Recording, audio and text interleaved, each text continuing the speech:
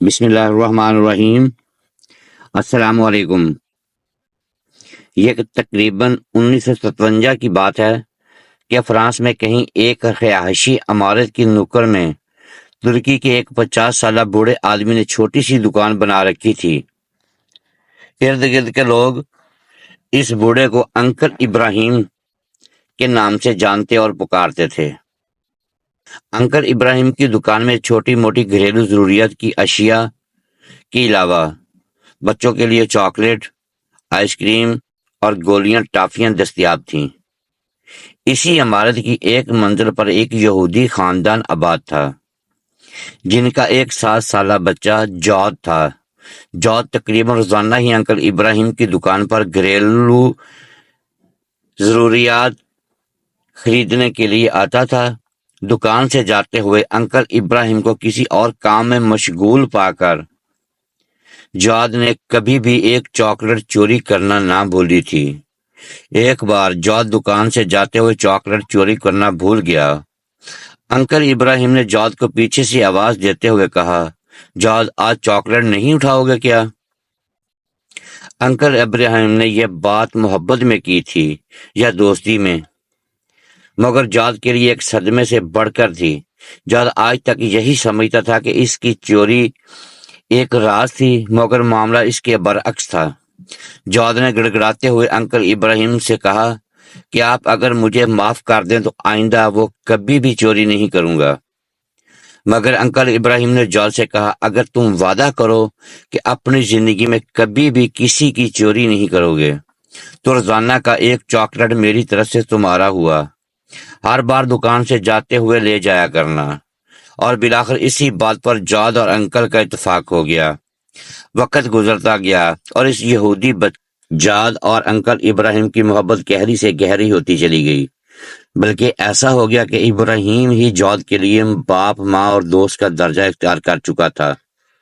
George کو جب کبھی کسی مسئلے کا سامنا ہوتا یا پریشانی ہوتی تو انکل ابراہیم سے ہی کہتا۔ ایسے میں انکل میز کی دراز سے ایک کتاب نکالتے اور جارج سے کہتے کہ کتاب کو کہیں سے بھی کھول کر دو۔ جارج کتاب کھولتا اور انکل وہیں سے 2 صفحے پڑھتے، جارج کو مسئلے کا حل بتاتے۔ جارج کا دل اطمینان پاتا اور وہ گھر کو چلا جاتا، اور اسی طرح ایک کے بعد ایک کرتے 17 سال گزر گئے۔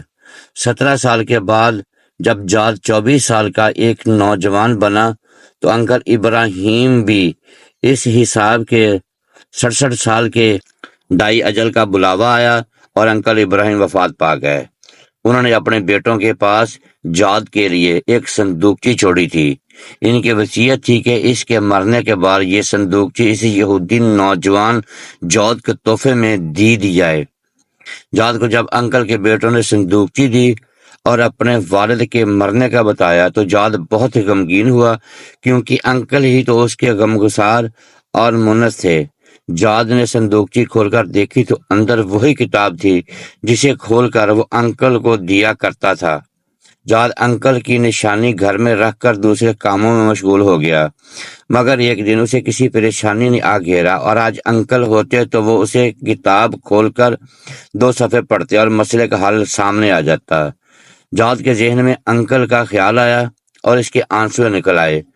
کیوں نہ آج میں خود کوشش کروں۔ کتاب کھولتے ہوئے وہ اپنے آپ سے مخاطب ہوا، لیکن کتاب کی زبان اور لکھائی اس کی سمجھ سے بالاتر تھی۔ کتاب اٹھا کر اپنے تیونسی عرب دوست کے پاس گیا اور اسے کہا کہ مجھے اس میں سے 2 صفحے پڑھ کر سناؤ۔ مطلب پوچھا اور اپنے مسئلے کا اپنے تئیں حل نکالا۔ واپسی جانے سے پہلے اس نے اپنے دوست سے پوچھا، یہ کیسی کتاب ہے؟ تیونسی نے کہا، یہ ہم مسلمانوں کی کتاب قرآن ہے۔ جارج نے پوچھا، مسلمان کیسے بنتے ہیں؟ تیونسی نے کہا، کلمہ شہادت پڑھتے ہیں اور پھر شریعت پر عمل کرتے ہیں۔ جارج نے کہا، تو پھر سن لو، میں کہہ رہا ہوں، اشہد ان لا الہ الا اللہ وحدہ لا شریک لہ واشہد ان محمدً عبدہ ورسولہ۔ جارج مسلمان ہو گیا اور اپنے لیے جارج القرآنی کا نام پسند کیا۔ نام کا اختیار اس کی قرآن سے والہانہ محبت کا کھلا ثبوت تھا۔ جارج اللہ نے قرآن کی تعلیم حاصل کی دین کو سمجھا اور اس کی تبلیغ شروع کی۔ یورپ میں اس کے ہاتھ پر 6,000 سے زائد لوگوں نے اسلام قبول کیا۔ ایک دن پرانے کاغذات دیکھتے ہوئے جواد اللہ کو انکل ابراہیم کے دیے ہوئے قرآن میں دنیا کا ایک نقشہ نظر آیا، جس میں وہ براعظم افریقہ کے ارد گرد لکیر کھینچی ہوئی تھی اور انکل کے دستخط کیے ہوئے تھے۔ ساتھ میں انکل کے ہاتھ سے ہی یہ آیت کریمہ لکھی ہوئی تھی: اپنے رب کے راستے کی طرف دعوت دو، حکمت اور عمدہ نصیحت کے ساتھ۔ جواد اللہ کو ایسا لگا جیسے یہ انکل کی اس کے لیے وصیت ہو، اور اسی وقت جواد اللہ نے وصیت پر عمل کرنے کی ٹھانی، اور ساتھ ہی جواد اللہ نے یورپ کو خیرباد کہہ کر کینیا، سوڈان، یوگنڈا اور اس کے آس پاس کے ممالک کو اپنا مسکن بنایا۔ دعوت حق کے لیے ہر مشکل اور پرخطر راستے پر چلنے سے نہ ہچکچایا، اور اللہ تعالیٰ نے اس کے ہاتھوں 60 لاکھ انسانوں کو دین اسلام کی روشنی سے نوازا۔